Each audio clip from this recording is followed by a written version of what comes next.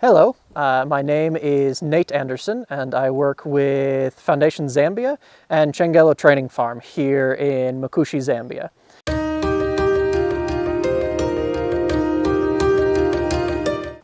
So today I would love to share a little bit with you about integrated pest management. Basically, how do we care for our farms or our small gardens in a sustainable and holistic way?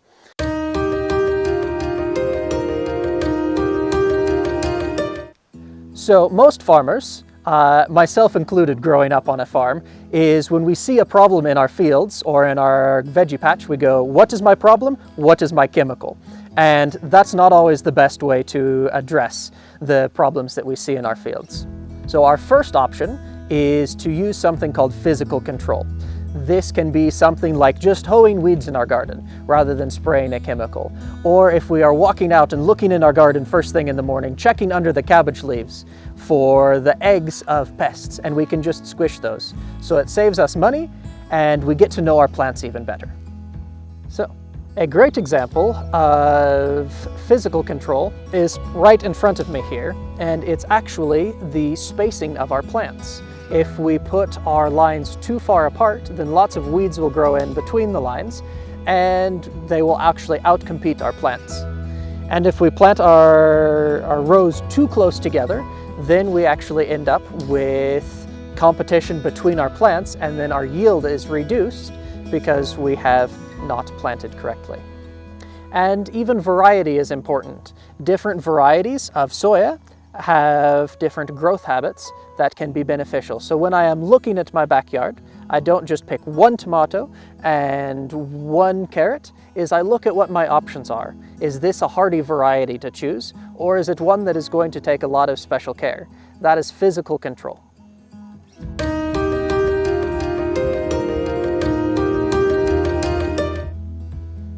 The second method of control that we have at our disposal is called cultural control. Culture is the way we do things, the way we go about farming. So if we change the culture, we can change our risk or susceptibility to different pests and diseases. So cultural control can mean what we're putting on the ground in our field, how we're planting our plants. Are they close together? Are they far apart? That is all part of cultural control in our fields. It can be something as simple as mulch, or it can be something as complex as a polyculture orchard.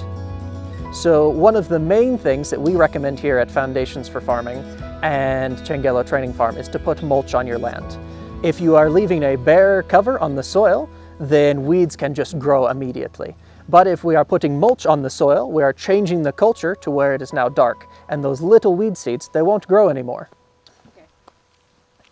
Oftentimes in sustainable agriculture, we talk about crop rotation and why that matters. And that is another form of cultural control.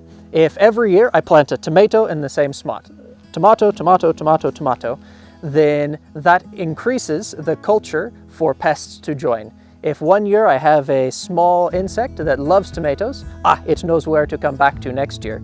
But if I switch and I grow a tomato one year, and then the next year I grow beans, that insect or any insects in the soil, they won't be able to find. They go, where is my tomato? But instead they find a bean. So that is controlling the pest by shifting the culture. Many of us these days are hearing about companion planting different kinds of plants together rather than the more conventional way of just growing one crop in the field at a time. So companion planting is another great example of cultural control, where there are certain insects like spider mites that will attack certain plants, but they don't like others. So if I plant chives near some of my other plants, those chives will prevent the spider mites from coming. So again, I am adjusting the environment, I am adjusting the culture of my garden to benefit the plants and to send away things that might not want to be there.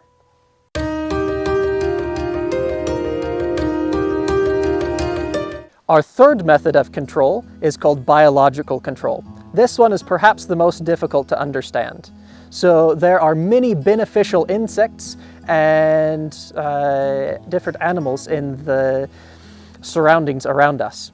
So what it is doing is planting beneficial plants that will attract, say, little wasps that will sting the bad bugs in our garden. So we have friends in nature around us rather than spraying a chemical. When we spray a chemical to kill bugs, we are killing all of the beneficials as well, which are our friends. Yeah, and again, I just really want to emphasize how important insects in our environment are. Here in the bush behind me, we have several honeybee hives. If we were to just go out into our garden and spray a type of chemical called a neonicotinoid, it would end up killing all of the bees, and we would not only not have honey, but we would lose a lot of the pollination in our crops. That same chemical would affect those same wasps that sting caterpillars that are bad. So by spraying one chemical to get rid of one bad insect, we are actually getting rid of all of our friends, the beneficial insects that are there. And when we wipe out the beneficials, it actually leaves us more vulnerable to even more damaging results from the bad insects if they do come. An absolutely brilliant example of biological control is planting marigolds in your garden. They release chemicals and signals in the soil that get rid of nematodes, which are these little tiny worms that really love to eat the roots of your tomatoes. So oftentimes we would put the marigolds in a place on the edge of the garden or at the end of rows, because these little nematodes, these little worms, they will move throughout the soil. So if they are coming from outside of your field and they find a small border of marigolds, they will stop there and not go any further. Or if I have a few in the garden, there is enough signal from marigolds around the edges or just planted in pleasant spaces to view that it should help to reduce the numbers of nematodes present in the field.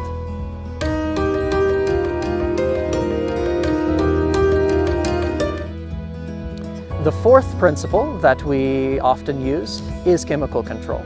Now, we started with that and said it maybe wasn't the best idea in the world.